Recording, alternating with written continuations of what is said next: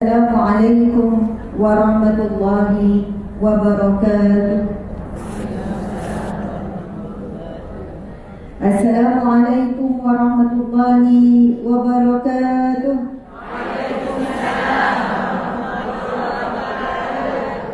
Wahai para wanita yang salehah, isteri yang salehah, perhiasan dunia yang terindah, dan bakal bidadari di jannah. Amin. Apa khabar semua?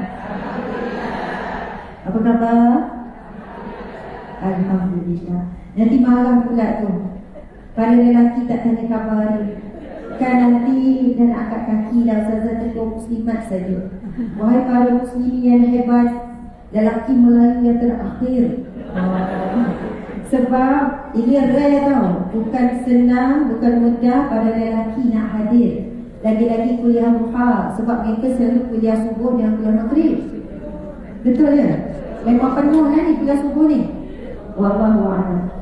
Jadi Masya Allah, bila ada lelaki juga yang hadir dan sudi duduk mendengar kuliah daripada orang biasa seperti saya di kalangan wanita, dia berbeza kalau ustaz-ustaz yang menyampaikan ceramah. Itu lebih sesuai dengan tahap pada lelaki. Namun saya percaya kita hadir kerana ilmu, bukan kerana siapa yang menyampaikan. Kita hadir kerana Allah. Kita mengharapkan Allah redha dan kita dapat pahala daripada Allah. Jadi apa khabar pada lelaki, para muslimin sekalian? InsyaAllah lemah lembut je kan? Orang lelaki kajang nak cari yang sopan, santun, penyayang, rupanya ada di kajang. Masya Allah, Alhamdulillah. Segala puji bagi Allah Rabbil Alamin, Tuhan yang mentadbir sekalian alam. Wassalatu wassalamu, salawat dan juga salam ala asyrafil anbiya'i wal mursalin, ke atas semulia-mulia Nabi dan juga semulia-mulia Rasul. Dan kita dah semulia-mulia umat, dan kita dah umat yang beruntung. Seluruh para Nabi dan seluruh manusia mengharapkan menjadi umat Nabi Muhammad SAW. Kerana keberuntungan dan kelebihan yang Allah berikan kepada umat Nabi Muhammad yang tidak diberikan kepada umat yang lain. Antara kelebihannya adalah peristiwa yang bakal kita bincangkan. Dan tajuk hari ini ditukar. Saya minta tukar petang semalam. Biasalah esok nak ceramah saya baru tanya PA, tajuk aku besok ni. Asalnya tajuk berkaitan dengan kekeluargaan. Kemudian saya kata, kenapa tidak ambil tajuk Isra' Mi'raj? Sedangkan kita tinggal satu hari lagi, esok 27 Rejab, hari sambutan Isra' Mi'raj. Dan saya puji sangat penganjur ataupun pihak masjid Sungai Ramai Kajang ini, kerana mereka boleh saja consider, boleh je tukar tajuk last minute. Maka ini menunjukkan pengurusan masjid, penganjur, daripada nazir, pengerusi, imam, AJK muslimin dan muslimat sangat progresif, sangat aktif. Ada setengah masjid tak nak tukar last minute. Ada sesetengah saya tengok tajuk tak sesuai sebab kehadiran ramai di kalangan makcik-makcik. Tajuk mendidik anak contohnya. Makcik-makcik, dia datang, dia dah ada cucu, anak Nabi dah didik, semua dah kahwin. Jadi dia datang sebab dia tengok buku Ustazah Jadilah. Walaupun tajuk tu tak kena dah dengan umur dia 60-70, sebab tak ada anak lah. Kalau nak kahwin pun dah tak boleh mengandung dah. Bayar gitu lah. Jadi kadang saya minta tukar. Ada penganjur tak boleh, Ustazah kita dah buat air bahan sikit. Sebenarnya kadang orang tak tengok sangat pun tajuk, betul kan? Jadi nampak ada majlis ilmu kita nak hadir. Jadi Alhamdulillah tajuk kita berubah kepada cahaya Isra' dan Mi'raj. Cahaya Isra' dan Mi'raj. Ini adalah satu anugerah pemberian Allah kepada umat Nabi Muhammad SAW. Allah berfirman di dalam Al-Quran, kuntum khaira ummatin ukhrijat linnas ta'muruna bil ma'ruf wa tanhauna 'anil munkar wa tu'minuna billah. Kalian, siapa? Kita, umat Nabi Muhammad, adalah sebaik-baik umat yang dikeluarkan di kalangan manusia. Kamu menyuruh kepada kebaikan dan kamu mencegah kepada kemungkaran, dan kamu beriman dan kamu percaya kepada Allah Subhanahu wa ta'ala. Allah angkat kita menjadi sebaik-baik umat. Kerana kita diberikan sebaik-baik Nabi, kita diberikan sebaik-baik kitab, yakni Al-Quran, dan kita diberikan sebaik-baik malaikat, iaitu malaikat Jibril, untuk menurunkan wahyu kepada Nabi kita. Kita diberikan sebaik-baik bulan, iaitu bulan Ramadan. Kita diberikan sebaik-baik hari, peristiwa hari-hari penting yang bersejarah, dan kita diberikan sebaik-baik malam, iaitu malam Lailatul Qadar. Dan kita diberikan segala-galanya adalah yang terbaik, yang sebaik-baik. Allahu Akbar. Kita bersyukur kepada Allah Subhanahu wa Ta'ala yang telah menjadikan kita dan lahir sebagai umat Nabi Muhammad.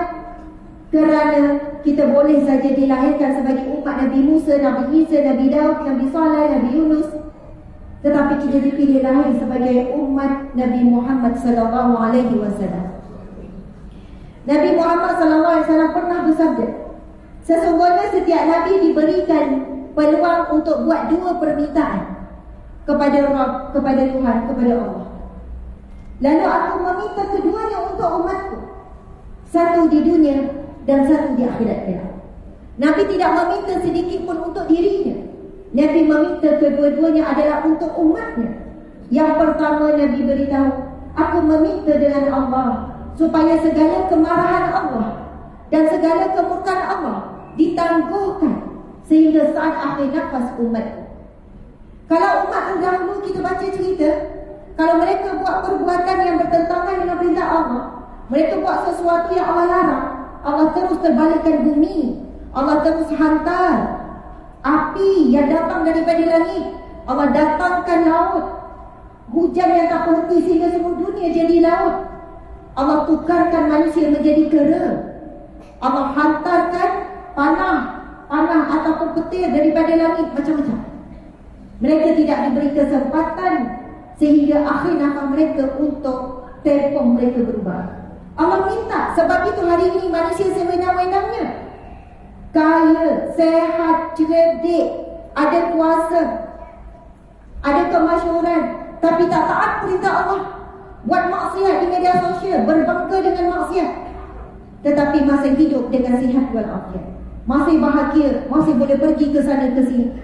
Kerana Allah telah pun menunaikan permintaan Nabi Muhammad untuk menangguhkan kemurkaan ataupun kemarahan bila saat akhir. Hiduplah bagaimana kamu nak hidup. Sebab itu ada hadis Nabi sallallahu alaihi wasallam, Nabi bersabda, sekiranya Allah menegerakan kemarahan dan kemurkaannya kepada manusia, nescaya tidak ada manusia yang boleh hidup di atas bumi. Kita dah lama dah mati, buat maksiat je, terus datang kemurkaan Allah, terus datang azab Allah, terus keluar api daripada langit menyambar orang-orang buat maksiat. Nabi kata, sekiranya Allah tidak menyegerakan kemarahannya kepada umat manusia, maka tidak ada manusia yang boleh hidup di atas bumi. Tetapi Nabi minta dengan Allah supaya ditangguhkan azab untuk kita. Permintaan Nabi yang kedua ialah untuk ditunaikan di akhirat, iaitu syafaat Nabi Muhammad sallallahu alaihi wasallam. Nabi menceritakan dalam sebuah hadis gambaran di padang mahsyar, setiap umat mencari nabi mereka, daripada Nabi Adam sampai Nabi Musa, Nabi Isa, mencari nabi masing-masing, dan semua nabi surrender, angkat tangan surrender. Dan nabi-nabi, para nabi berkata, nafsi biyadi, nafsi biyadi, diriku di tangannya. Pada hari ini aku tidak pernah melihat kemurkaan Allah melebihi daripada kemurkaan Allah yang Allah tunjukkan pada hari Yaumul Hisab, iaitu hari kiamat. Para nabi pun menyebutkan, diriku pada tangan Allah pada hari ini, apatah lagi aku ingin menjaring kamu semua wahai umat. Diriku juga aku tidak tahu bagaimana nasibku di tangan Allah. Akhirnya semua para nabi kata, kamu cari seorang manusia, seorang nabi yang bernama Muhammad. Hanya dia seorang saja yang boleh memberi pertolongan pada hari ini, hanya seorang saja yang boleh beri syafaat. Dan itulah Nabi kita, Nabi Muhammad sallallahu alaihi wasallam. Ada dalam satu riwayat menceritakan tentang perbualan Nabi Musa alaihi salam. Nabi Musa alaihi salam ketika membaca kitab Taurat, Nabi Musa berkata kepada Allah, kita tahu Nabi Musa diberi gelaran apa? Kalamullah. Musa kalam. selalu bercakap dengan Allah. Lalu Nabi Musa berkata, "Ya Allah, aku membaca dalam kitab Taurat ini tentang sesuatu umat yang terbaik yang akan dikeluarkan di kalangan manusia. Jadikanlah ia umatku." Lalu Allah menjawab, "Ia milik Ahmad." Lalu Nabi Musa berkata lagi, "Ya Allah, aku membaca dalam kitab Taurat ini tentang satu umat yang akan berhadapan dengan Dajjal, yang paling berat fitnah. Fitnah paling besar itu Dajjal. Jadikanlah ia untuk umatku." Lalu Allah menjawab, "Ia milik Ahmad." "Ya Allah, aku membaca dalam kitab ini suatu umat yang mereka belajar tentang kitab mereka dan mereka menghafal kitab mereka. Jadikanlah ia untuk umatku." Lalu Allah menjawab, "Ia milik Ahmad." Bayangkan Al-Quran yang tebal daripada hujung sampai akhir, daripada awal sampai akhir, dihafal oleh para hufaz, hafiz dan hafizah kita. Itulah kehebatan yang Allah berikan kepada umat Nabi Muhammad sahaja. Kitab-kitab sebelum Nabi Muhammad, kitab selain daripada Al-Quran, semua telah diubah suat. Tidak ada yang boleh menghafal kitab terdahulu sehingga kitab itu terpelihara. Tetapi umat Nabi Muhammad, kitab yang paling banyak, yang paling tebal, mampu dihafal oleh umatnya. Itu punya Allah. Lalu Nabi Musa menjawab lagi, "Ya Allah, aku membaca dalam kitab Taurat ini tentang satu umat apabila dia berniat melakukan sesuatu kebaikan, telah diberi padanya pahala. Belum buat, niat je, dah dapat pahala. Jadikanlah dia untuk umatku, ya Allah." Tidak, ia milik Ahmad. Baca lagi, "Ya Allah, di dalam Taurat ini menceritakan satu umat yang mana syurga tidak akan dibuka melainkan untuk umatnya terlebih dahulu. Jadikanlah untuk umatku, ya Allah." Allah tetap menjawab, "Ia milik Ahmad." Sebab itu dalam semua kitab terdahulu menceritakan tentang akan lahirnya umat yang terbaik, akan lahirnya Nabi yang terbaik.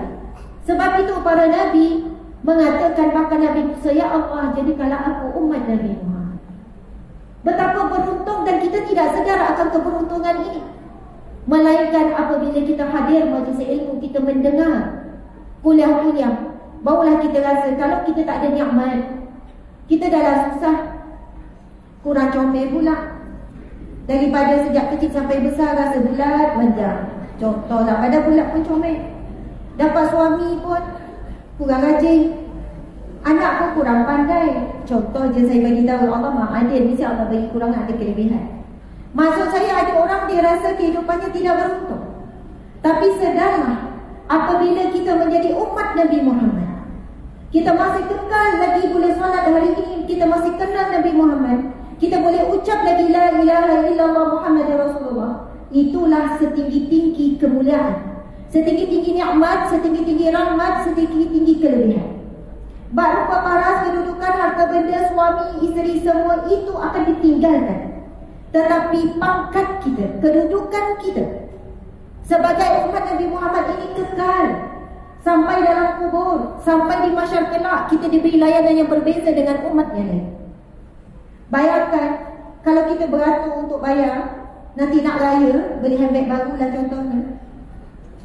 Beratur lah ada 20 orang, tiba-tiba kaunter depan cakap, "Makcik yang belakang sekali, mai datang bayar ni." Mesti yang beratur ni tak puas hati. Mesti beratur ni tengok atas bawah, siapa makcik ni? Mak toke handbag ke? Mak toke shopping mall ke? Bayangkan nanti di mahsyar kelak, umat yang terdahulu tunggu ribu tahun, umat Nabi Adam, umat Nabi Yusuf, umat Nabi Nuh.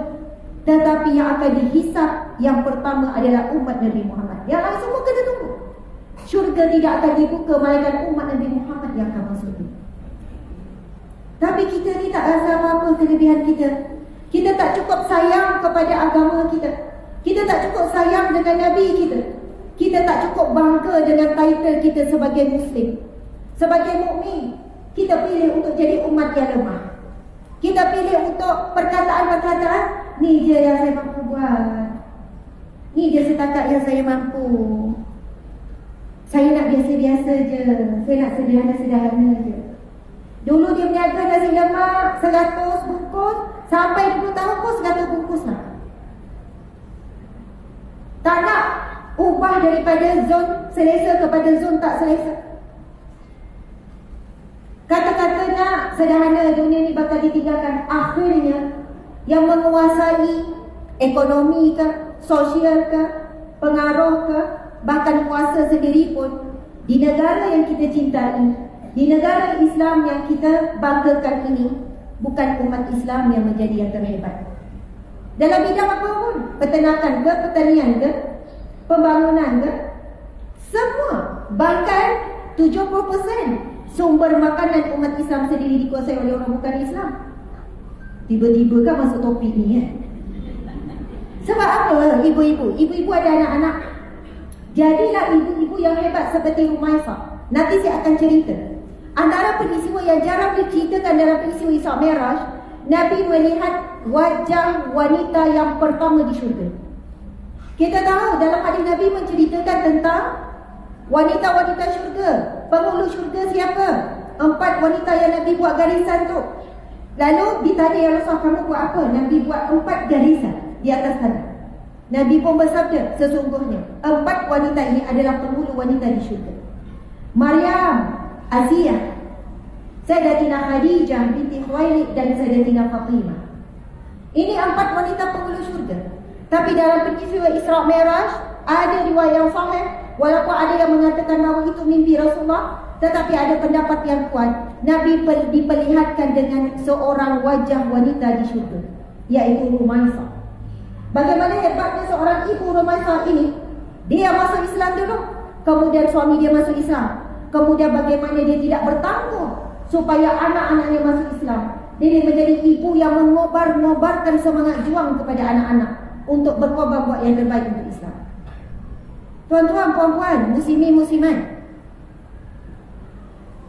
kalau kita tengok pada hari ini, di negara yang kita cintai ini, Masya Allah, kita dah jauh sangat ketinggalan ataupun jauh sangat daripada roh pejuang ibu-ibu di zaman Rasulullah. Walaupun kita diberikan nikmat, kemampuan, kelebihan yang jauh lebih banyak daripada wanita-wanita di zaman Rasulullah. Kota Madinah boleh menundukkan Rom dan Parsi, boleh menundukkan kuasa-kuasa besar. Kota Madinah kecil saja. Kota Madinah boleh daripada kota yang kecil menjadi pemerintahan dunia yang terbesar, lagi-lagi pada zaman Sayyidina Umar radhiyallahu anhu, kerana kekuatan ekonomi, kekuatan ilmu, kekuatan sosial dan pelbagai bentuk kekuatan yang lain. Sehingga kan yang bukan Islam tunduk kepada kehebatan kota Madinah. Dan siapa yang hebat-hebat itu adalah umat Islam. Yang jadi pakar umat Islam ketika itu. Pakar ilmu apa pun, bahkan ilmu dunia, ilmu pertukangan, ilmu apa pun, yang menjadi paling kaya pada zaman tersebut di kalangan umat Islam. Kalau hari ini 100 terkaya di dunia, 99% adalah bukan Islam. Tetapi yang 100 terkaya di dunia ketika itu, semuanya adalah umat Islam yang hebat pelbagai sudut. Sebab itu saya bercakap depan ibu-ibu yang hebat. Kalau rasa anak dah tak boleh dah kita nak tanam, kita tanya cucu kita, nak jadi apa? Nak berniaga, nak main bola. Budak lelaki sekarang semua dia main bola. Saya pergi ke sekolah, anak saya ambil report card kan, 3 penjuru. Anak yang darjah 3, saya pergi ambil report card perjumpaan 3 penjuru kan, dengan ibu bapa guru. Bila saya masuk, budak-budak dalam tu semua macam bertempik. Ustazah. Terkejut saya bila budak peminat saya. Sebenarnya mereka terpaksa minat, sebab mak dia selalu dengan ceramah. Dia orang berhimpun tu, ustazah sambil bagi, semua berlari pergi ambil kertas, dia koyakkan buku, nak tanda tangan, autograf. Dia ada video tu. Dah siap dalam video tu. Saya pun terkejut dengan sambutan budak-budak. Autograf. Jadi dia orang pun beratur. Saya kata beratur. Mula dia orang pun berebut-rebut. Lepas tu, hampir 90% bila saya tanya cita-cita, sebab saya nak tulis autograf, saya akan tanya, nama kamu siapa? Kamu nak jadi apa? 90% yang lelaki semua jawab, nak jadi pemain bola. Tapi mereka sebut terus, saya nak jadi striker, saya nak jadi defense, saya nak jadi reserve pun ada juga, saya nak jadi goalkeeper.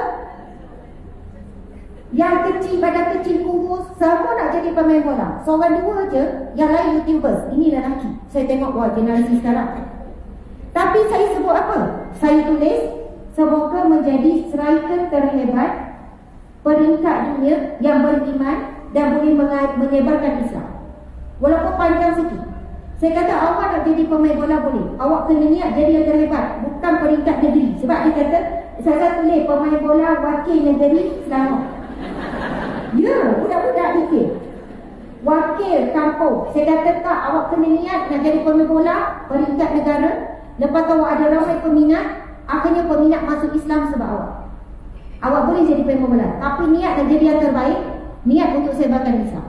Okey Ustazah, okey. Lepas tu dia aku keding pun nak jadi pemain bola juga.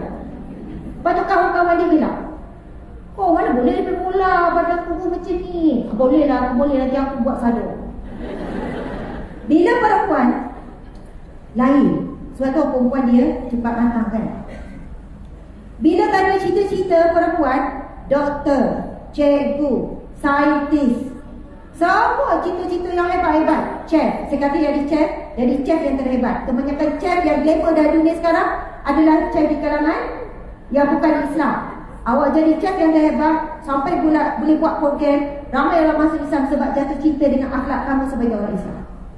Anak yang saya bercakap ni bukan tingkatan 3, baru darjah 3. Tapi kita jangan pandang rendah. Walaupun kita cakap benda yang tinggi, mereka angguk-angguk, baik saja, baik. Boleh tak tingkat dulu? Boleh. Kamu kena dah doa dan dekat daripada sekarang. Saya jadi penceramah seperti hari ini. Ketika saya sekolah rendah, saya tengok penceramah masa sekolah rendah lagi. Bila ustazah tanya cita-cita saya apa, masa tu saya tak tahu pun apa maksud pendakwah bebas. Saya dah jawab cita-cita saya nak jadi penceramah bebas. Budak darjah 2, darjah 3, apa tahu masa 20 tahun yang lepas, 30 tahun lepas, bukan 20 tahun, 30 tahun lepas, mana ada penceramah di TV lagi masa tu? Dan mana ada media sosial lagi? Perkataan pendakwah bebas, penceramah bebas tu tak ada orang sebut. Dalam kelas saya seorang je. Saya ingat bila ustaz dengar ada penceramah bebas, ia bukanlah satu option ataupun satu pilihan yang glamour. Orang tak tahu apa tak. Tapi yang saya tahu penceramah bebas, bila saya tengok atuk saya, dia berceramah di khalayak ramai. Saya tanya mak saya, atuk kerja apa? Ceramah bebas macam tu lah, mengata-kata. Saya pun terus cakap saya nak jadi penceramah bebas. Bila saya masuk sekolah menengah, saya tengok penceramah hebat pihak sekolah datang jemput. Fadilah Kamsah masa saya sekolah menengah, sekolah Muhammadiyah Ibadah. Ada ramai penceramah-penceramah bila akhir tahun nak dapat semangat SPM apa semua datang penceramah. Dalam hati saya, tahu tak apa dalam hati saya? Saya jarang cerita. Saya akan jadi penceramah yang lebih baik daripada orang yang ceramah ke depan. Dan bila saya tengok penceramah mula keluar TV, saya cakap saya akan keluar TV suatu hari nanti. Padahal saya bukan siapa-siapa lagi masa tu. Tetapi kerana ada yang namanya niat, nekat dan juga cita-cita yang ditanam. Sebab itu kalau anak kita ada niat, cucu kita ada niat nak jadi apa pun, terus tanam untuk jadi yang terhebat, terbaik. Walaupun bukan terbaik peringkat dunia, peringkat Malaysia, terbaik dalam keluarga pun jadi, dalam kampung pun jadi. Kemudian kita tanam supaya dia menyumbang melalui karier dia untuk jadi apapun untuk Islam. Engineer terbaik untuk Islam. Saintis terbaik untuk Islam. Pemain bola yang terbaik. Chef yang terbaik untuk Islam. Akhirnya mereka nampak depan nanti mereka nak jadi macam mana. Sebab Islam dah sediakan dah. Kalau kamu nak jadi terbaik untuk sekian. Subhanallah. Hui, macam ceramah apa ni pula kan. Tak masuk lagi tajuk Islam merah. Rasa solat Zohor, berhenti solat, sambung balik ni. Mukadimah saja ni dah setengah jam lebih. Masya Allah, Alhamdulillah. Walaupun saya dah setengah jam mula dah ceramah, saya tetap nak kena ucap terima kasih ya kepada penganjur. Sebab itu sebenarnya adabnya bila kita datang bertamu ya. Terima kasih kepada Masjid Sungai Ramal Kajang Selangor. Terima kasih kepada Puan Zaraiha binti Awang, pembaca doa Ustaz Muhammad Haris bin Zulkifli, doa yang sangat indah dengan terjemahan. Terima kasih kepada Nazir Masjid Sungai Ramal Kajang, Haji Kizbullah bin Haji Rizwan, Encik Taib bin Khairi, Ketua Kampung. Masya Allah, hebat. Itu yang Ketua Kampung tu, orang ada orang kampung dua Orang kampung lelaki pun turut. Encik Fuad bin Ismail, Situsen Masjid Sungai Ramal Kajang. Encik Azhar bin Kamsin, Penolong Situsen Masjid Sungai Ramal Kajang. Okey, Alhamdulillah. Terima kasih semua EJK, terima kasih semua yang hadir. Terima kasih yang buat live. Ada berapa untuk kamera kan ada saya. Oh, ada orang saya kat atas ni. Okey. Jadi insya-Allah kita nak masuk tajuk kita iaitu cahaya Isra Mi'raj. Sama-sama ikut saya, kita akan bacakan firman Allah Subhanahu Wa Taala yang menjadi dasar kepada peristiwa ini, iaitu surah Al-Isra ayat yang pertama. Surah Al-Isra ayat yang pertama. Sebelum kita meneruskan, adakah sahabat kita ni berada di alam lain? Dia tak ada di alam nyata? Saya faham ada yang puasa dah sahur jadi ngantuk dalam masa ni. Kalau dekat rumah waktu ni sedap apa ni? Tidur, golek-golek tidur. Dah sarapan, dah ngemang-ngemang rumah, kita kata nak lelap kejap. Nak lelap kejap, sedap ni. Masuk bilik, tutup lasir, tutup lampu, pasal aircon, dah tahu zuhur. Jadi kalau dah biasa tidur waktu ni, memang dia pun tak kira dah kat mana pun, walau kuat macam ni lah suara, dia boleh lelap. Itu tanda-tanda juga yang tenang. Dia boleh tidur dalam apa jua keadaan. Okey, angkat tangan kanan semua. Okey, letak atas bahu orang sebelah. Bahu orang sebelah kanan. Orang sebelah kanan. Jangan belah kiri, belah kanan saja. Okey, letak atas bahu orang sebelah. Urut. Urut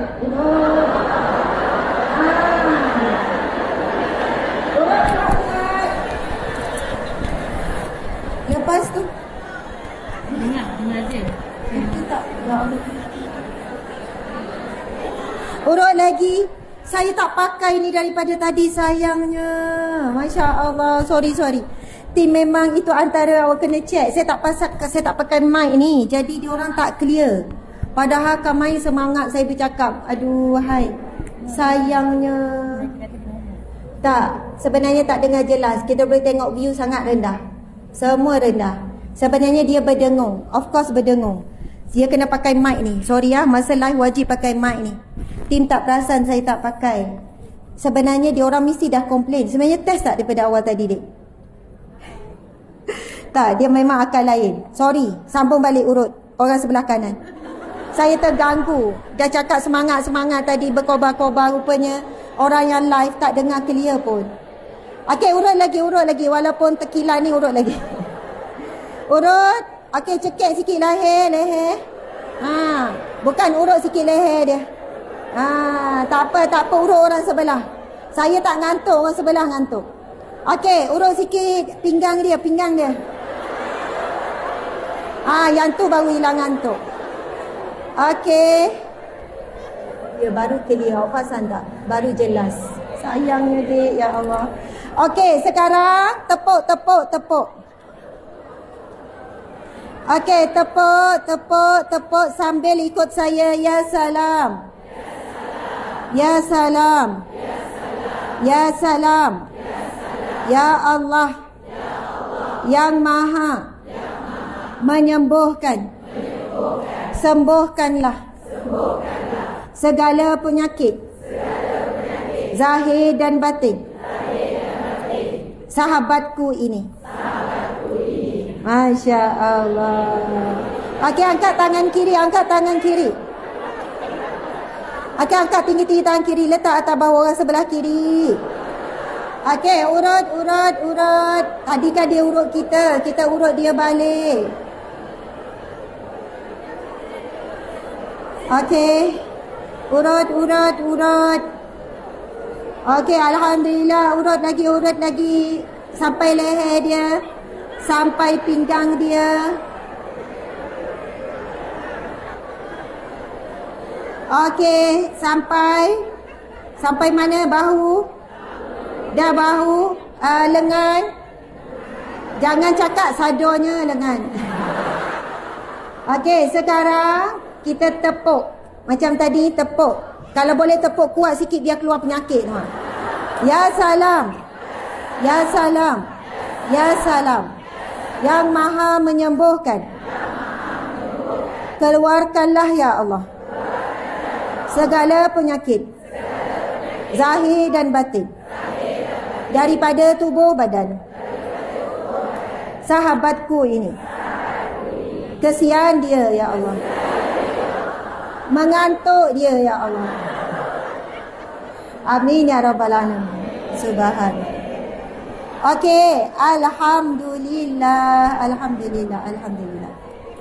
Okey, dah terang dah mata. Sekarang tengok saya semua. Okey, kita akan baca surah Al-Isra ayat yang pertama.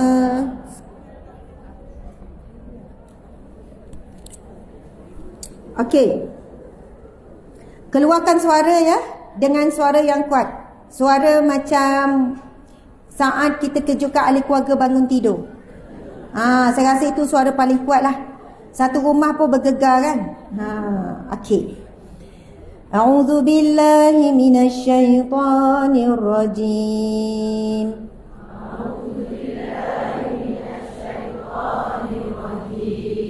Bismillahirrahmanirrahim.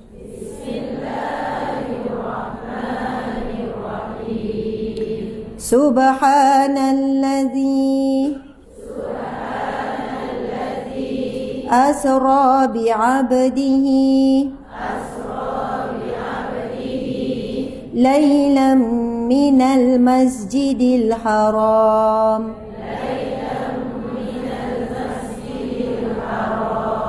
ilal masjidil aqsa alladzi barakna hawlah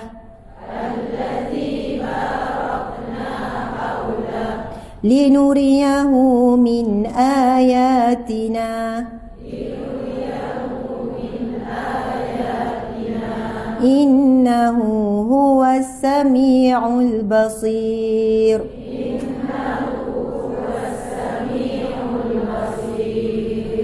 Sadaqallahul azim. Surah Al-Isra ayat yang pertama. Allah Subhanahu wa taala berfirman, Subhanalladzi, maha suci Allah yang asra bi'abdihi, yang memperjalankan hambanya, minal masjidil haram, daripada masjidil haram, ilal masjidil aqsa, ke masjidil aqsa, lailan, pada waktu malam.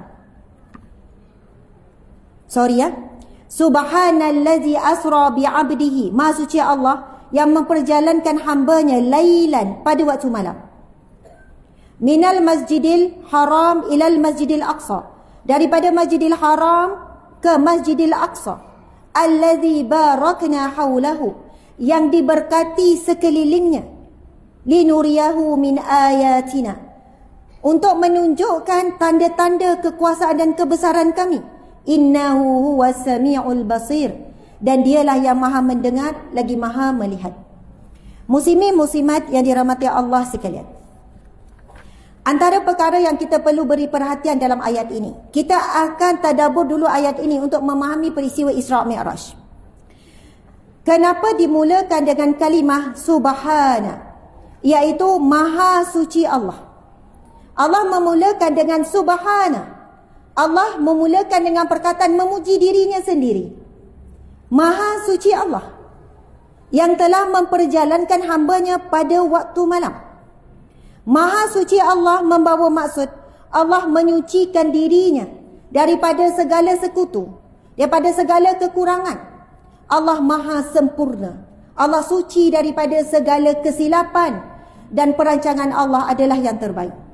Jadi apabila Allah memulakan kalimah ataupun ayat ini dengan kalimah maha suci Allah, Allah ingin tarik perhatian kepada kita. Tuhan yang tidak ada kekurangan ini, Tuhan yang maha hebat ini, Tuhan yang tidak ada yang boleh setara dengannya ini, Tuhan yang hebat inilah yang telah memperjalankan hambanya. Alladzi, subhanalladzi asra bi'abdihi, yang memperjalankan hambanya. Tuan-puan muslimin muslimat, cuba perhatikan, Allah menggunakan perkataan hambanya. Allah tak guna perkataan rasulnya, nabinya ataupun kekasihnya. Tetapi yang Allah gunakan adalah kalimah hambanya.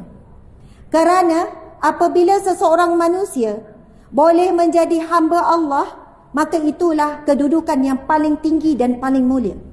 Ini disebut di dalam tafsir-tafsir Al-Quran Muktabar. Apabila Allah memanggil dan menyebut Nabi dengan kalimah hambanya, itu menunjukkan kemuliaan. Tuan-tuan, puan-puan, muslimat sekalian, kita yang paling susah kita nak jadi hamba Allah. Betul atau tidak? Nak jadi hamba kepada dunia mudah.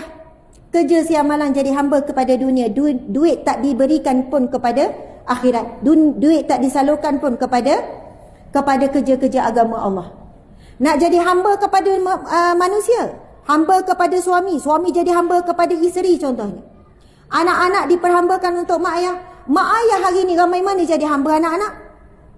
Nak jadi hamba kepada kereta, siang malam duduk dengan kereta, ambil gambar tak berhenti. Kalau boleh nak tidur tepi kereta.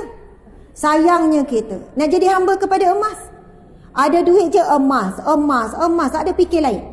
Daripada kecil, besar. Daripada sikit, banyak.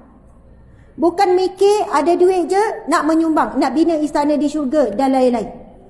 Manusia jadi hamba pada diri sendiri. Ikut hawa nafsu. Kalau dah nak makan goreng pisang tu lagi tak jumpa, dia pusinglah satu kampung tu. Satu taman. Bukan taman, satu bandar tu. Contohlah, hamba kepada nafsu makan. Tetapi yang paling sukar dan susah adalah, terbaiklah. Untuk saya seorang juga. Untuk semua. Masya Allah. Bagi air mineral ni, bukan air minuman ni. Semua dapat ke? Air Milo tak boleh boykot. Teh tarik tak ada ke? Oi, subhanallah. Satu kotak je, kesian orang belakang. Ada, dia agihkan di belakang. Masya Allah, ini kali pertama. Bila saya pergi ceramah, aku lihat pihak masjid edarkan air. Dia suruh basuh muka kau, ngantuk. Subhanallah. Jadi muslimat, mana nak dapat orang nak bagi air percuma ni? Tadi parking percuma ke berbayar? Percuma. Aircon sekarang kena bayar ke buka aircon ni? Ini kipas ni percuma ke bayar ni, besar ni? Siapa ada kipas macam ni kat rumah? Besar ni kan, kalau pasang kat rumah memang runtuh lah tak kita. Kapet selesa tak? Selesa. Semua tip-top, semua terbaik. Allahu Akbar. Dapat air percuma pula. Kalau balik tak infak, tak sedekah, malulah. Allah bagi parking percuma, masuk percuma, air percuma, duduk percuma, sejuk percuma, datang dengar, dan Allah sedang sediakan hidangan di syurga. Semua tetamu Allah, Nabi sebut, barang siapa yang hadir ke rumah Allah, dia adalah tetamunya Allah. Kalau datang rumah saya, jadi tetamu saya. Saya hidang makan je. Tetapi datang masjid, jadi tetamu Allah. Allah yang sediakan hidangan di sini. Hidangan yang akan kita nikmati di akhirat kelak. Itu ada hadis Nabi. Orang yang ulang-alik datang ke rumah Allah, datang ke masjid, Allah menyiapkan setiap kali dia ulang-alik hidangan di syurga. Sebab itu yang melayani kita sekarang adalah Allah. Kita nampak air tadi tu, AJK Masjid edarkan air, hakikatnya Allah yang sedang menyantuni kita melalui kudrat manusia yang baik-baik ni. Allah berikan ilham kepada pengerusi masjid, edarkan air. Mana tahu lepas ni edarkan apa pula. Bersyukur dah, alhamdulillah. Okey, sorry kita minum air dulu. Ambil barakah ni. AJK Masjid bagi air ni. Minum semua, baca. Baca doa minum air. Bismillahirrahmanirrahim. Allahumma inni as'aluka ilman nafi'an, rizqan wasi'an, wa shifaan min kulli da', birahmatika ya arhamar rahimin. Ya Allah, berikanlah kepadaku ilmu yang bermanfaat, rizki yang luas, kesembuhan daripada segala penyakit. Amin ya rabbal alamin. Okey, minum semua air tu yang dibacakan. Yang puasa jangan minumlah.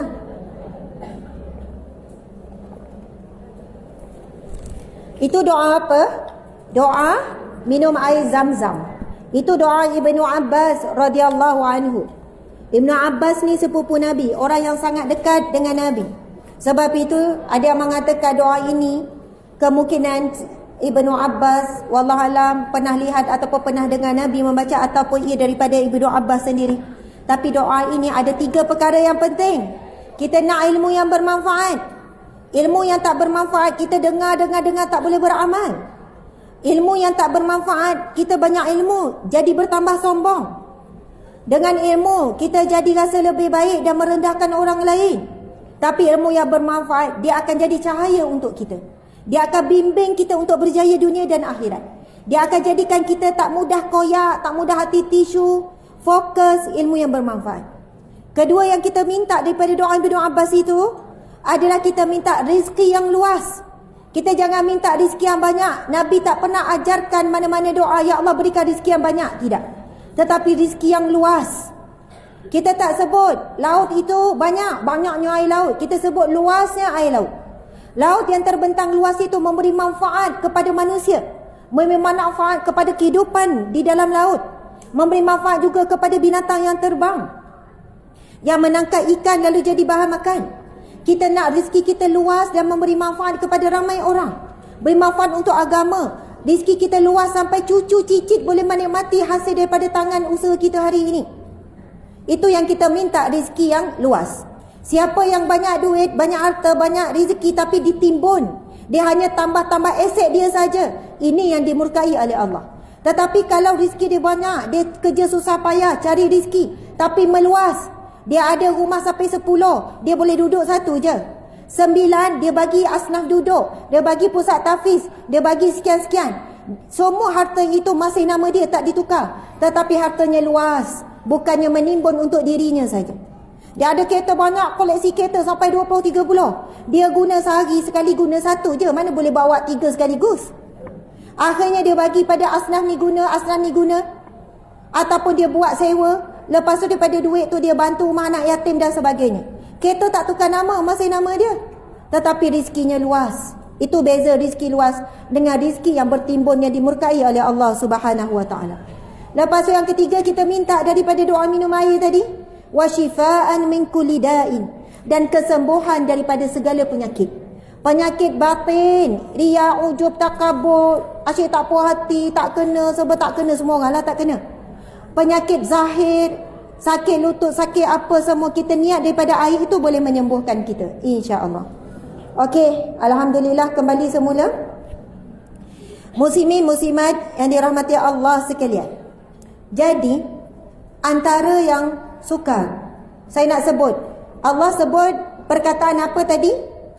Perkataan apa yang Allah panggil Nabi kita dalam ayat yang kita baca tadi? Hamba. Sebut semua hamba. Ya Allah, daku adalah hamba-Mu ya Allah. Jadikanlah daku hamba-Mu yang taat, yang beriman, yang patuh, yang redha kepadamu. Amin ya rabbal alamin. Kalau sebut hamba, layak tak kita kata tidak kepada Tuhan kita? Tak layak. Bila sebut hamba, boleh tak kita komplain apa yang Tuhan kita beri? Tak boleh komplain. Walaupun kita rasa tak puas, kita rasa tak cukup. Anak kita nak makan sekian, tak cukup duit, kita tak akan komplain, ya Allah kenapa kau sempitkan rezekiku. Kita nak hantar anak kita sekolah yang lebih baik tapi tak cukup, kita tak komplain. Kita cuba menjadi hamba Allah yang terima seadanya apa Allah beri. Lalu kita baiki diri kita, mungkin usaha lebih, lalu Allah akan beri lebih. Tuan-tuan, puan-puan, muslimin, muslimat, nak jadi yang paling susah, nak jadi hamba Allah, nak redha kepada ketetapan Allah. Redha apabila Allah ambil orang yang kita sayang. Redha apabila orang yang kita sayang, yang kita korbankan, kita setia, lalu khianat dan kecewakan kita. Redha saat anak yang kita besarkan dengan kasih sayang, kasih cinta, dia menyakiti hati kita tanpa henti. Redha apabila anak kita bila kahwin dah mula jauhkan diri daripada kita, buat tak endah, dah berbulan-bulan tak balik. Kita dah nasihat, kita dah doa, kita dah usahakan, tetapi kita tahu kita hamba, kita tak mampu buat, itulah sehabis baik kita buat. Lalu kita mula redha, ya Allah aku redha jika inilah jalanku ke syurga.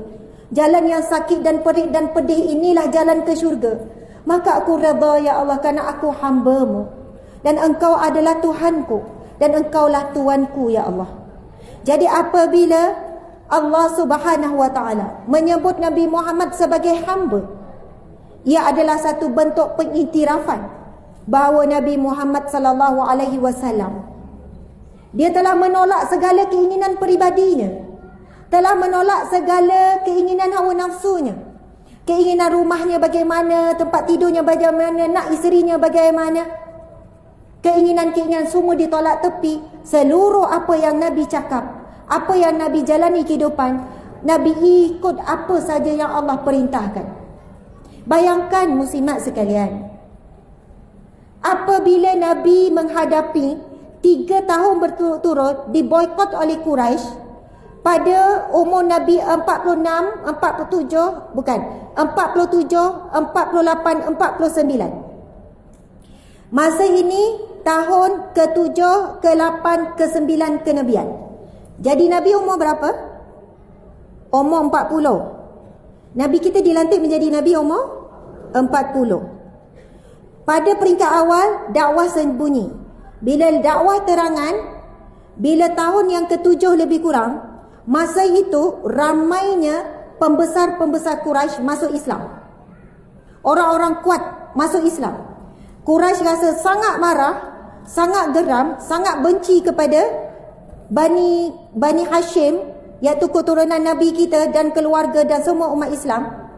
Pemimpin Quraisy cakap apa? Pada tahun ke-7, kita boikot Muhammad, boikot isterinya Khadijah, boikot seluruh keluarganya dan semua orang yang masuk Islam 3 tahun berturut-turut. Tidak boleh ada komunikasi langsung, tidak boleh ada jual beli langsung. Kalau ada yang nak berkahwin, tidak dibenarkan kahwin. Tidak boleh ada apa-apa urusan. Kita kalau kena boikot dengan adik-beradik, sedih kan? Kena boikot dengan kawan-kawan, sedih kan? Kita tahu dia pergi shopping tak bawa kita. Tahu-tahu 3 kawan yang kita selalu bergerak sama-sama, 4 orang pergi minum, pergi, tiba-tiba tak ajak kita. Apa perasaan kita? Itu baru boikot shopping. Ini Nabi melalui fasa dengan isteri dan anak-anak. Umat Islam diboikot semua segi. Sehingga kan umat Islam ketika itu yang mati kebuluran. Sebab nak beli gandum ke, nak beli biji gandum ke, nak beli air ke, semua diputuskan. Tak dibenarkan. Kemudian sampai yang makan daun dah habis dah, daun hijau, daun kering, batang-batang kayu sampai berdarah. Dan ada riwayat mengatakan ketika inilah masa ini Fatimah masih menyusu sampai keluar darah daripada susu ibunda kita Sayyidatina Khadijah. Ini saat yang sangat dahsyat. Nabi komplain tak? Ya Allah, aku kan sampaikan agamamu, kenapa begini teruk kehidupanku? Kenapa? Mana pertolonganmu? Kenapa tak hantar makanan daripada syurga ke? Tetapi 3 tahun, bukan 3 hari, bukan 3 bulan, 3 tahun, 36 bulan. Dahsyat sangat kalau tengok peristiwa boikot tu. Nabi tak komplain, ya Allah aku hamba-Mu. Kalaulah begini yang aku dapat apabila aku menjadi Nabi dan Rasul-Mu, Nabi redha. Bukan jalan yang indah, kesusahan demi kesusahan, kesedihan demi kesedihan. Habis boikot tuan-puan sekalian, pada tahun ke-9 kenabian, umur Nabi 49. Masuk tahun ke-10, apa yang berlaku? Pada bulan ini, bulan Rejab ni, bulan Rejab, berlaku kematian Abu Talib. Masa boikot berlaku, Abu Talib duduk di lorong Abu Talib, namanya lorong Abu Talib. Duduk sama-sama. Kawan-kawan Abu Talib, masa ni Abu Talib umur dah 80 lebih. Kawan-kawan Abu Talib cakap, wahai Abu Talib, wahai Abu Talib, Abu Talib, kenapa kamu bersusah payah dengan anak saudara kamu? Kamu berlapar dengan dia, kamu hidup susah dengan dia. Baiklah kamu keluar duduk dengan kami, boleh hidup kenyang apa, senang, mudah semuanya. Abu Talib tidak meninggalkan anak saudara yang dicintainya, iaitu Nabi Muhammad SAW, walaupun tidak mengucap kalimah syahadah. Tapi pada bulan Rajab, Abu Talib meninggal dunia. Ujian yang sangat berat. Dan dalam peristiwa kematian Abu Talib dicatat dalam hadis yang sahih, bagaimana Nabi kita memujuk-mujuk bapa saudaranya. Wahai bapa saudaraku, ucapkanlah kalimah la ilaha illallah, agar aku dapat berhujah di hadapan Allah kelak untuk menolongmu, wahai bapa saudaraku. Kita tahu Abu Talib menjaga Nabi daripada umur 8 tahun. Setelah Abdul Muttalib, datuk Nabi, meninggal pada umur Nabi 8 tahun. Masa umur 6 tahun ibu meninggal, 8 tahun datuk meninggal. Abu Talib menjaga Nabi Muhammad lebih daripada menjaga anaknya sendiri. Dan Abu Talib ada anak yang ramai. Sepupu Nabi antaranya adalah Sayyidina Ali, anak Abu Talib. Sebab itu Ali bin Abu Talib.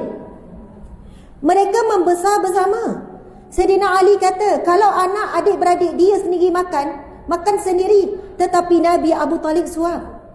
Abu Talib tak akan benarkan kami bawa Muhammad pergi main jauh. Main mesti depan mata Abu Talib. Bahkan kita tahu ketika umur Nabi masih kanak-kanak, Abu Talib nak pergi berniaga kat Syam, tak bawa anak-anak, yang bawa Nabi Muhammad. Tetapi pendeta nampak ada tanda kenabian, suruh bawa balik. Abu Talib menyayangi Nabi melebihi dirinya, melebihi daripada anak-anaknya. Dan Abu Talib tahu benar bahawa anak saudara itu ada tanda-tanda kenabian. Kalau tidak, takkan Abu Talib ikut kata Buhairah yang kata bila dia nampak daripada jauh ada sekumpulan awan yang sentiasa bergerak. Lepas tu bergerak berhenti. Bila sampai dekat pendeta ni apa maksud pendeta? Pendeta adalah ahli kitab. Para alim ulama, guru-guru yang masih pegang kitab-kitab yang sahih, Taurat, Injil, Zabur, yang menceritakan tentang tanda-tanda Nabi akhir zaman. Jadi bila dia tanya, siapakah di kalangan kamu? Sebab Abu Talib ni antara ketua rombongan. Siapa yang ada di kalangan kamu? Kamilah. Tidak, mesti ada orang lain di kalangan kamu. Lalu mereka pun tunjuk, itu ada seorang kanak-kanak lelaki. Lepas itu pendeta tu pun panggil, melihat ada tanda di belakang dan tanya berapa soalan. Benarkah dia yatim? Ya. Benarkah ibunya telah meninggal? Ya. Sekian-sekian. Bawa pulang dia kembali. Jangan bawa dia ke Syam, kerana pada dirinya tanda-tanda Nabi akhir zaman. Kalau Abu Talib tak percaya, Abu Talib teruskan. Tapi Abu Talib tak jadi pergi ke Syam dan bawa pulang. Sebab itu ulama mengatakan sebenarnya Abu Talib dia sudah beriman di dalam hati, tapi dia tak sebut pada lidah. Dia tak buat persaksian pada lidah kerana nak mempertahankan Nabi Muhammad sallallahu alaihi wasallam. Kerana Abu Talib adalah pemimpin yang dihormati oleh masyarakat. Pemimpin-pemimpin Quraisy yang nak attack Nabi Muhammad, dia masih hormat Abu Talib, sebab tu dia tak attack terang-terangan. Abu Talib bagi amaran, kamu jangan sentuh, jangan apa-apakan anak saudaraku. Jadi mereka tak buat ketika Abu Talib masih hidup. Mereka hormat sebab pemimpin Quraisy ketika itu. Tetapi apabila Nabi Muhammad pujuk bapa saudaranya, wahai bapa saudara yang aku cintai, ucaplah kalimah la ilaha illallah. Sesungguhnya aku akan berhujah di hadapan Allah kelak untukmu. Tetapi Abu Talib tidak mengucap syahadah sampai akhir. Sehinggalah Nabi menangis dan Nabi menyebutkan satu perkataan yang Allah murka. Bukan Allah murka, Allah tegur. Nabi Muhammad menyebutkan, aku akan menggunakan soalannya syafaatku untuk membantu bapa saudara yang selama ini menjadi benteng kepada perjuangannya. Tapi Allah turunkan firman menegur Nabi Muhammad sallallahu alaihi wasallam. Allah berfirman, innaka la tahdi man ahbabta walakin Allah yahdi man yasha. Allah berfirman, kamu wahai Muhammad tidak boleh beri hidayah kepada orang yang kamu cinta. Kamu tak boleh beri hidayah kepada orang yang kamu cinta. Walaupun kamu doa macam mana, kamu minta macam mana, kamu menangis macam mana, bukan hidayah itu bukan kamu yang punya hak. Innallaha yahdi man yasha. Sesungguhnya Allah memberikan hidayah kepada siapa yang dia mahu. Nabi Muhammad komplain tak? Kenapa ya Allah? Kan dia banyak-banyak bantu aku, dia yang bersusah payah, dia yang membesarkan aku. Dialah ibu dan ayahku daripada umur 8 tahun. Tidak. Nabi redha. Nak kata beratnya ujian Nabi. Ibu dan ayah, itulah dia Abu Talib. Meninggal dalam keadaan tak ucap syahadah. Kita kadang-kadang baru sampaikan kebaikan je kepada adik-beradik, ditolak. Kita mula guna ayat, tak payahlah, tak apalah, yang penting aku dah cakap. Kita tak berusaha sungguh-sungguh pun. Orang tu kecam sikit je, orang tu menjawab sikit je, kita dah putus asa dah. Lemah sangat kita dalam dakwah. Nabi meminta dan mendoakan untuk Abu Talib sepanjang masa, meminta supaya Abu Talib mengucap syahadah. Tapi Allah uji Adakah Rasulullah boleh redha dengan ketetapan akhirnya ayah dan bondanya keduanya sama? Sebab itulah kasih sayang yang diberikan oleh Abu Talib. Selang berapa bulan selepas rejak peristiwa sedih, Abu Talib meninggal dunia. Meninggal pula isteri tercinta pada bulan Ramadan. Tak lama lagi Ramadan. Sayyidatina Khadijah meninggal ketika umur Nabi 50 tahun pada tahun ke-10 kenabian. Insan yang amat dicintai dan mengorbankan segala harta untuk Nabi. Subhanallah. Sebab itu para ulama bila cerita pasal Isra' Mi'raj mesti akan cerita rentetan yang berlaku sebelum. 3 tahun berturut-turut diboikot. Kemudian kematian Abu Talib. Kemudian kematian Sayyidatina Khadijah. Selepas berlaku 2 kematian tokoh Quraisy. Bukan tokoh Quraisy, tokoh Mekah. Penduduk Mekah sangat hormat Abu Talib. Penduduk Mekah sangat hormat Sayyidatina Khadijah. Sebab Sayyidatina Khadijah pernah diberi gelaran sebelum nikah dengan Nabi, Ratu Mekah.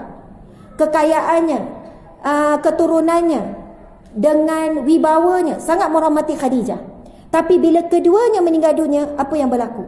Nabi mula diserang secara terang-terangan. Sahabat-sahabat Nabi diseksa sampai mati. Sehinggalah Nabi melakukan hijrah yang pertama. Percubaan hijrah pertama ke satu tempat yang lain. Hijrah yang kedua iaitu ke Taif. Apa yang Nabi hadapi di Taif? Nabi sampaikan dakwah. Nabi membayangkan Taif akan menerima kedatangan Nabi. Tetapi sebaik Nabi sampai di Taif, lalu ada ketua di sana tahu Nabi datang sampai ke Taif, lalu mereka terus melobi pemimpin-pemimpin di situ dan mereka menyuruh kepada anak-anak muda di Taif untuk melempar dan menghalau Nabi daripada bumi Taif. Dan Nabi dalam keadaan dilempar batu, bukan lempar batu sekali dua. Bukan bila lempar Nabi bergerak, mereka tak ekori lagi. Nabi sambil Nabi berjalan membawa diri dalam keadaan darah mengalir. Ya, dalam keadaan darah, tubuh badan Nabi yang kita sayang, kita cintai, mengalir darah. Kanak-kanak dan remaja yang diupah ini tak ada berhenti. Sehingga ada yang kata, sehingga perjalanan 1 kilometer dan lebih daripada itu, Nabi dikejar lagi untuk dibaling batu. Kita sampaikan dakwah hari ini hanya dibaling dengan kata-kata yang kesat. Hanya dibaling dengan kecaman. Kita dah tak nak dah teruskan lagi berkongsi benda baik-baik. Kita share benda baik dalam grup WhatsApp. Lepas tu ada orang sinis. Macam bagus sangat. Awak dah adalah share-share benda-benda macam ni. Jadi banyak sangat lah dalam grup ni. Kita dah menangis-nangis tak esok dah. Lepas tu nak left group terus.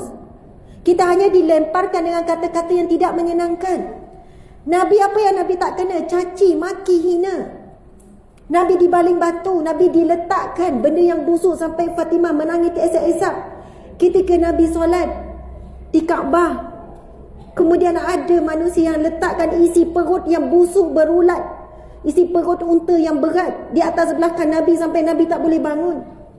Ketika itu Fatimah pergi menangis-nangis. Kenapa buat begini pada ayahku? Apa yang ayahku buat pada kamu? Nabi tak buat kacau. Nabi tidak hina. Nabi tak buat kasar. Nabi cuma mengajak kepada Allah. Apa yang kita buat untuk agama ini? Nabi korbankan semuanya untuk kita. Apa sumbangan kita untuk agama ini? Mustahil untuk kita semua jadi penceramah, pendakwah, nak pergi jihad fisabilillah. Tapi kita ada tangan untuk berdoa. Kita ada harta untuk kita berikan kepada gerak-gerak kerja dakwah. Sebagai bukti esok bila kita ditanya, apa yang kamu buat untuk agama ini? Subhanallah. Tuan-puan sekalian, ketika Nabi dibaling dengan batu, datang malaikat. Ya Rasulullah, wahai Muhammad, hendakkah kamu aku hempukkan gunung Taif ini kepada penduduk Taif? Sebab geram sangat tengok penduduk Taif yang baling batu kepada Nabi. Nabi tak tanya, di mana pertolonganmu ya Allah, kenapa buat aku begini? Allah boleh saja ketika dibaling batu, batu tak kena pada badan Nabi, betul tak? Allah Maha berkuasa, batu tu tak kena pada tubuh badan Nabi. Tapi Allah izinkan benda tu berlaku. Allah test Nabi, engkau hamba, engkau kena terima apa sahaja. Engkau tak layak nak mempersoal dan mempertikaikan apa yang kau lalui ini sekian-sekian. Kau tak boleh minta lebih walaupun engkau kekasihku. Engkau tak boleh minta itu ini walaupun engkau adalah hamba. Sebab itu apabila Nabi lulus ujian Allah, ujian diboikot, ujian kematian orang tersayang, kematian anak demi anak berlaku tak berhenti tau. Anak pertama meninggal, anak kedua meninggal, baru umur bertahun meninggal. Anak demi anak meninggal. Lulus ujian ni, lulus lagi ujian. Kematian isteri, lulus lagi. Ujian di Baling Batu, lulus. Dan setelah melalui semua ujian yang Allah berikan kepada Nabi yang kita cintai, luluslah ujian, lalu naiklah pangkat menjadi hamba. Subhanallazi asra bi'abdihi. Maha suci Allah yang memperjalankan hambanya pada waktu malam. Sebab itu kita ini diuji Allah. Macam-macam ujian. Sebab Allah nak suruh kita jadi hamba. Yang susah nak jadi hamba, nak redha kepada Allah, nak redha ketetapan Allah, nak redha dengan apa yang Allah ambil. Sebab itu bila ditanya tentang takwa, Sayyidina Ali menjawab, ar-ridha bil qalil, itu takwa. Redha dengan yang sedikit. Redha dengan banyak mudah. Dengan sedikit kasih sayang, sedikit penghargaan, sedikit rezeki, sedikit kuat, sedikit sehat. Nak redha dengan sedikit itu yang payah. Sebab itu bila tanya apa itu maksud takwa, ar-ridha bil qalil, bila kamu boleh redha dengan yang sedikit, itu adalah takwa. Masya Allah. Muslimin muslimat yang dihormati lagi dikasihi, masa kita sebenarnya dah habis pukul 11.45. Tadi saya bagi tahu saya nak cerita pasal Rumaisah, betul atau tidak? Dan penutup pada perkongsian, saya tak sempat nak pergi peristiwa Isra' Mi'raj. Dan kita baru saja tadabbur sampai ayat subhanallazi asra bi'abdihi. Kita tak sempat nak tadabbur lailam minal masjidil haram ilal masjidil aqsa allazi barakna hawlahu linuriyahu min ayatina innahu huwas sami'ul basir. Saya ni sebenarnya sedang baca buku Prinsip Kehidupan daripada Hadis Isra' Mi'raj oleh Dr. Ahmad Sanusi Azmi. Nanti dek, kamu minta dengan tim, hubungi tim Dr. Ahmad Sanusi ni, beli sebanyak-banyaknya buku ni. Sorry ya. Beli sebanyak-banyaknya buku ni untuk kuliah besok saya nak guna. Nanti boleh cari sendirilah, kami pun tak jual, tim pun tak ada saya rasa. Saya ada banyak koleksi buku Isra' Mi'raj. Saya ada banyak koleksi sebab kita penceramah, jadi kita beli mana-mana buku pasal Isra' Mi'raj sebab tahu musim Isra' Mi'raj ada tajuk ini. Tapi alhamdulillah ni antara buku yang terbaik di antara yang terbaik. Dengan mudah penyampaian, dengan detail, dengan bermula dengan tadabbur ayat, kemudian kisah-kisah, dan setiap yang dibawakan tentang peristiwa Isra' Mi'raj dibawakan dalil-dalil. Jadi kita tenang. Kita tahu ini daripada sumber yang sahih. Dan kisah Rumaisah tu saya tak jumpa daripada buku-buku yang lain. Namun saya jumpa dalam buku yang ditulis oleh Dr. Ahmad Sanusi Azmi ni. Masya Allah. Dr. Ahmad Sanusi ni adalah Dekan Fakulti Pengajian Quran Sunnah Universiti Sains Islam Malaysia USIM. Masya Allah, saya nak baca terus pasal Rumaisah. Sebab apa? Ia ada kaitan dengan kita para wanita sekalian.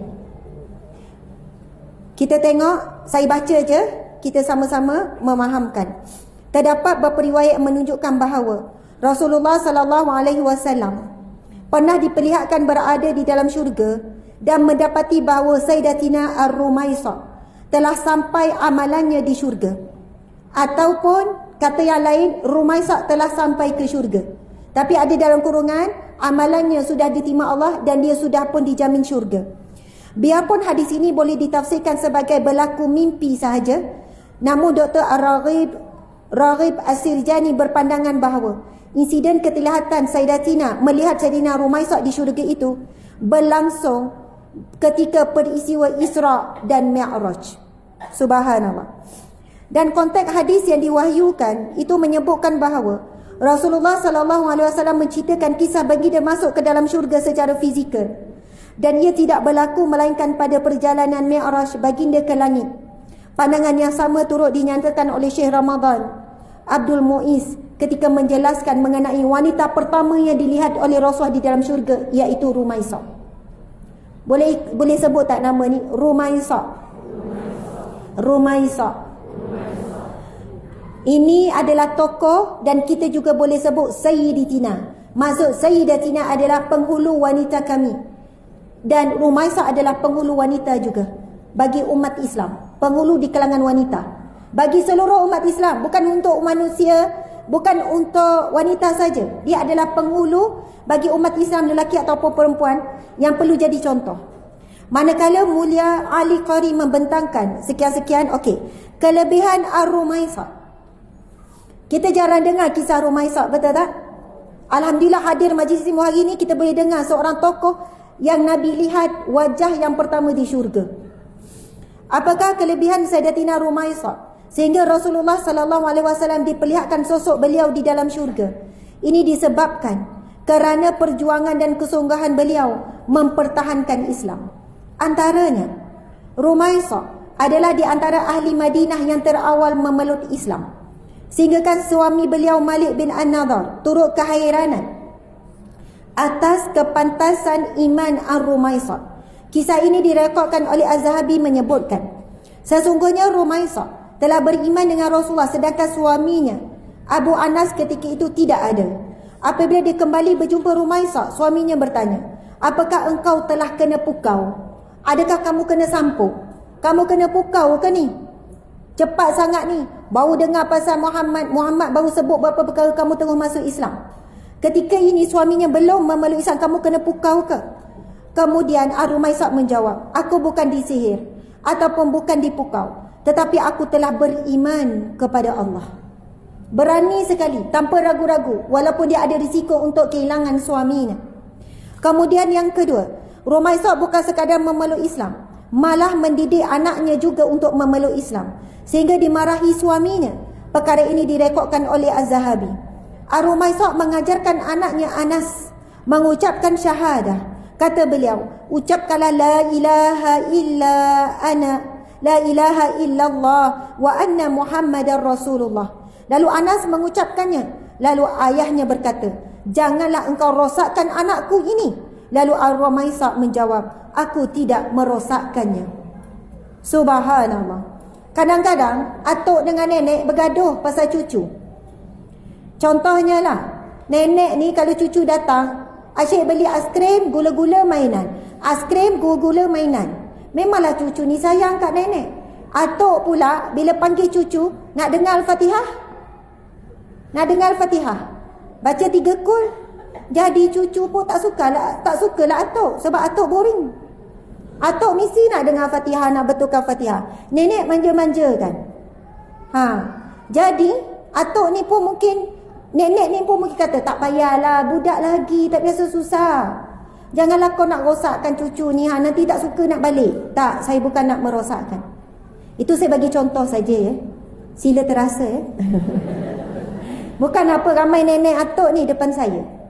Kalau atuk kepada cucu saya tu arwah ayah saya, kalau cucu-cucu balik ataupun datang ke rumah, arwah ayah saya mesti akan tasmik surah Al-Fatihah. Dia nak betulkan surah Al-Fatihah cucu. Lepas tu nak dengar bacaan, kedua dia akan bagi teka-teki matematik. Wallahualam, mungkin berkat atuk dia ni, anak-anak kami semua terer matematik. Kalau dapat anugerah subjek yang terbaik, kebanyakannya subjek matematik. Mak dia paling tak suka matematik, saya lah, umi dia paling tak pandai matematik. Wallahualam, masa kecil atuk mesti bagi teka 2 campur 2 kali ni. Lepas tu cucu berlawan-lawan lah untuk jawab soalan matematik. Bukan kata tak beri aiskrim, tak beri mainan, beri. Tetapi biar ada kenangan pada anak cucu kita. Atuk nenek mengajarkan Al-Quran. Atuk nenek tanya soalan-soalan berkaitan dengan Nabi. Isra Mi'raj berlaku bila? Kod atuk nenek pun tak tahu. Umur berapa berlaku Isra Mi'raj? Langit ke-7 Nabi apa? Atuk jawab, atuk pun tak tahu. Subhanallah. Dah 60 tahun hidup, 60 tahun dah dengar ceramah Isra Mi'raj, sampai hari ni tak ingat. Langit ke-7 Nabi mana? Langit ke-6 Nabi mana? Nabi ke-5? Langit ke-5 Nabi mana? Itulah kelemahan kita kan, umat Islam. Okey, tengok. Ar-Rumaisah, yang kedua, Ar-Rumaisah dia fokus didik anak untuk mengenalkan Allah dan mengenalkan kepada Rasulullah sallallahu alaihi wasallam. Yang ketiga, Ar-Rumaisah berjihad di jalan Allah. Beliau terlibat dalam beberapa peperangan bersama dengan Rasulullah, seperti perang Uhud dan perang Hunain. Keterlibatan beliau dalam Uhud diceritakan oleh Anas sendiri. Kata Anas, cuba dengar hebatnya Rumaisah ni. Ketika perang Uhud berkecamuk, orang-orang melarikan diri daripada Nabi SAW. Anas berkata, sungguh aku melihat Aisyah binti Abu Bakar dan Ar-Rumaisa berjalan dengan cepat hingga terlihat gelang kaki. Saat itu belum turun ayat tentang hijab. Berjalan cepat-cepat membawa kirab, iaitu tempat air yang terbuat daripada kulit. Dan berkata perawi lain, mengangkut kirab dengan selendang keduanya, lalu menuangkan ke mulut para pasukan. Kemudian keduanya kembali untuk mengisi air dalam kirab dalam bekas air. Kemudian kembali datang menuangkan air ke mulut pasukan. Kita tahu perang Uhud, inilah perang yang kematian syuhada paling ramai. Ketika peristiwa perang Uhud berlaku, kita tahu peristiwa, kalau nak cerita pasal Uhud jadi panjang cerita pula. Di sinilah perangnya Nabi sampai patah gigi, sampai berdarah-darah. Ketika itu umat Islam terpesona, bukan terlalai sekejap dengan harta rampasan perang. Mereka ingat musuh dah lari, dan musuh bila nampak umat Islam dah pergi mengerumuni ataupun menuju ke harta rampasan perang, ketika itulah Nabi dikepung dan diserang kembali. Dan umat Islam mati, yang keliling Nabi wafat syahid. Dalam keadaan yang genting itu, tindakan Rumaisa dengan Aisyah binti Abu Bakar isteri Nabi SAW berani dalam keadaan yang genting. Musuh boleh je libas dan bunuh mereka, tetapi tetap mengangkat air, memberi minum untuk beri tenaga kepada prajurit ataupun askar-askar kita yang sudah pun luka parah, untuk ada tenaga balik untuk bangun mempertahankan Nabi SAW. Ar-Rumaisa yang keempat, menyediakan makanan buat Rasulullah saat baginda sedang diselubungi kelaparan yang amat sangat. Peristiwa ini diceritakan oleh Anas. Suatu hari Abu Talha berkata kepada Ar-Rumaisa, aku mendengar suara Rasulullah sallallahu alaihi wasallam sangat lemah. Abu Talha berkata kepada Ummu Sulaim. Ummu Sulaim ni gelaran Rumaisa. Aku mendengar suara Rasulullah sangat lemah, yang menyebabkan aku tahu bahawa baginda sangat lapar. Abu Talha bertanya kepada Rumaisa, apakah kamu mempunyai sesuatu? Ada makanan tak? Ar-Rumaisa menjawab, ya. Kemudian Ar-Rumaisa mengeluarkan beberapa roti dan gandum, lalu mengambil kerudungnya. Kemudian dia menyusupkan ke bawah tanganku dan menyelendangkan kerudungnya yang berisi roti. Ar-Rumaisa mengutuskan aku, iaitu Abu Talha, kepada Rasulullah sallallahu alaihi wasallam. Masya Allah, itu di antara kisah Rumaisa. Ada banyak lagi kisah beliau. Kita tahu di peristiwa Isra Mi'raj, Allah juga memperdengarkan Nabi dengan tapak kaki Sayyidina Bilal bin Rabah. Sampai Nabi tertanya-tanya, apa amalan Bilal? Apa amalan Bilal? Wahai Bilal, apa amalan kamu wahai Bilal? Aku mendengar derapan tapak kaki kamu di syurga. Nak katanya Nabi ni dia kenal sangat. Ini bunyi tapak kaki Bilal ni. Isteri-isteri kenal tak kalau tapak kaki suami? Kenal? Boleh cam tak? Tapak kaki suami bunyi dia lain kan? Tapak kaki anak lain, tapak kaki cucu lain, betul tak? Kalau time kita merajuk, kita buat-buat tidur, buat-buat lapar, memang lapar lah, tak makan. Kalau rumah kita ada tangga, kita boleh cam tak siapa yang naik tangga tu? Anak kita lain, cucu lain, suami lain, isteri lain. Isteri kalau marah lagi suami cam. Bergegar satu rumah tu kan, empas. Dia nak cakap dia merajuk, suami buat-buat tak tahu. Sampai akhir isteri kena tanya, bang, awak tak perasan ke saya merajuk? Padahal dia perasan sangat. Dia malah nak layan tua-tua merajuk lagi. Tapi isteri Nabi yang merajuk-merajuk tu, ramai yang tua pun merajuk dengan Nabi. Maksudnya merajuk dan wanita memang tidak boleh terpisah. Kalau suami-suami yang cakap awak tua merajuk, tak lawa lah. Kalau dia nak suruh isteri dia berhenti merajuk sebab tua, bermaksud dia suruh isteri dia berhenti jadi perempuan. Sebab memang fitrah perempuan begitu comelnya pada merajuk. Betul tak? Betul? Tengok muka masa merajuk, comel ke buruk? Sebenarnya buruk, muncung. Saya pernah lah merajuk, suami saya buat dia snap gambar daripada jauh. Bila saya tengok biar betul muka saya macam ni, buruknya. Lepas tu cuba merajuk dalam keadaan tetap cun juga. Okey, tuan-puan sekalian, bila kita sayang seseorang, kita boleh cam bunyi tapak kaki. Kita boleh cam. Kalau anak kita balik daripada surau, bunyi lain. Suami kita jalan lain bunyi dia. Sebab itu Nabi boleh cam, ini tapak kaki Bilal ni. Nak kata betapa Nabi sayang sangat Bilal. Rapat sangat dengan sahabat Nabi. Yang ini Omar macam ni, Osman macam ni, Ali macam ni, Bilal macam ni. Apa amalan Bilal? Ini peristiwa Isra Mi'raj ni. Bila Bilal ditanya oleh Nabi, apa amalanmu Bilal? Ini penutup supaya kita balik dengan amalan Bilal. Lalu Bilal pun menjawab, ya Rasulullah, aku tak ada amalan ya Rasulullah. Melainkan apa yang aku istiqamah ialah setiap kali selepas ambil wuduk, Bilal akan solat sunat wuduk. Itu berat.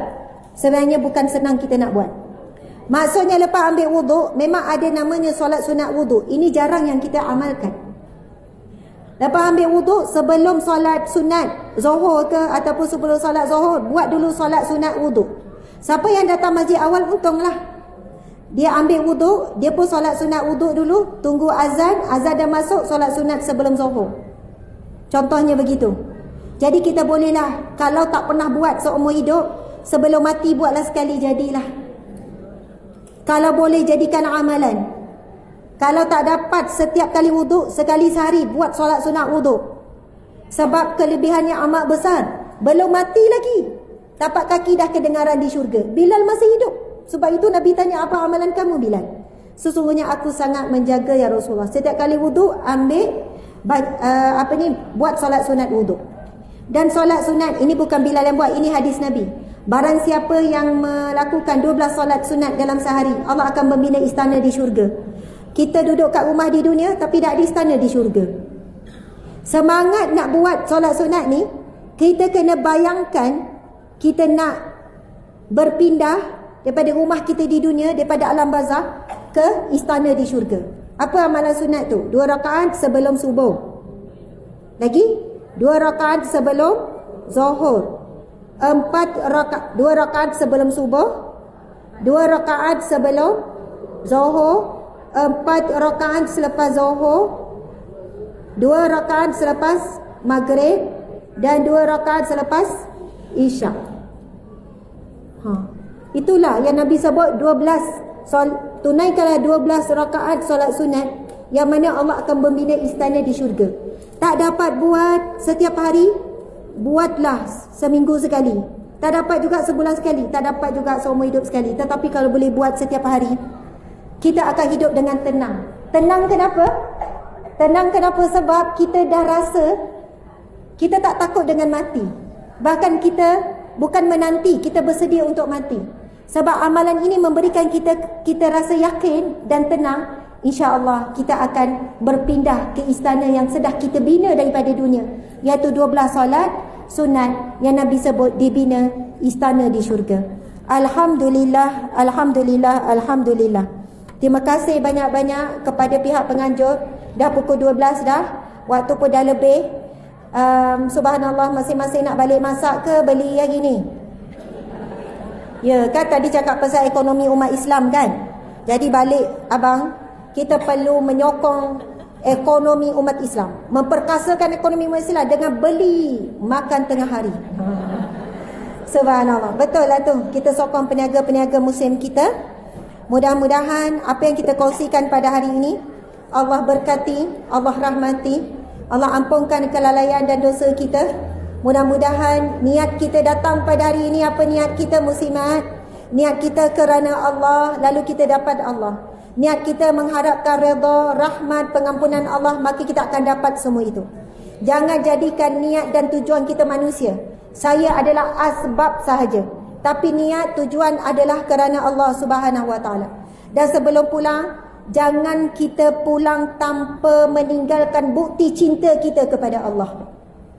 Bukti cinta. Sebab itu disebut hadis Nabi, sadaqatun junnah, sadaqatun burhanun. Sedekah adalah bukti, sedekah adalah saksi. Nabi kata sedekah adalah perisai daripada api neraka. Maka keluarkanlah sedekah yang mana jumlahnya kita sayang. Janganlah kita duduk di takut yang lama. Bila sedekah je keluar warna biru. Warna biru tu kalau hilang kita tak cari, ibu-ibu. Betul tak? RM1 tak cari. RM10 cari, ustazah sayang RM10. Beri satu nilai yang kita sayang. Sebab itu firman Allah, Allah berfirman, kamu tidak benar-benar dikatakan membuat kebajikan Selagi mana kamu tidak memberi di jalan Allah apa yang kamu cintai. Kita tahu sedekah anak Nabi Adam tu, nama siapa? Anak Nabi Adam? Qabil dan Habil, dua-dua diperintahkan untuk sedekah. Sedekah Qabil tak diterima. Dia cari binatang yang paling kurus, yang paling rendah nilai. Kalau orang datang nak beli, orang tak pilih yang tu. Kalau yang tu mati pun dia tak kisah sebab kurus. Habil pula cari yang paling gemuk, kibas yang paling gemuk, yang paling sihat, yang paling mahal. Akhirnya kibas Habil diterima oleh Allah, yang Qabil tak diterima. Ini dua yang sahih, kita tahu cerita ini. Rupanya hari ini ramainya Qabil moden. Qabil moden, kita lah. Bila buka ambil duit, pilih yang paling sikit. Antara merah, hijau, biru, yang paling sikit tu laju keluar. Kalau terkeluarlah yang warna hijau, masuk balik. Merah masuk balik. Kalau tak ada pilihan, ada 50 keping, RM50 je. Padahal duit banyak lagi dalam ASB lah, dalam tabung haji lah. Kita pun nak beri. Kalaulah tabung tu boleh buat baki, nak baki ikhlas RM5 je. Baki RM40. Subhanallah. InsyaAllah saya sebut ni serius ni. Walaupun nampak macam nada main-main. Sebab sedekah yang beri apa yang kita sayang, itu meningkatkan iman kita. Sebab apa yang kita beri itulah milik kita yang sebenar. Kita tahu dah semua tu. Kita yang akan nikmati sedekah, bukan orang lain. Jadi berilah satu nilai yang kita cintai untuk rumah Allah yang telah menyatukan kita pada hari ini. Terima kasih. Mohon maaf salah dan silap. Sorry. Terima kasih 2000 lebih yang menonton. InsyaAllah jemput di luar sana ada sedikit jualan daripada galeri Ustazah Asma Harun. Ada telekong, ada tudung, ada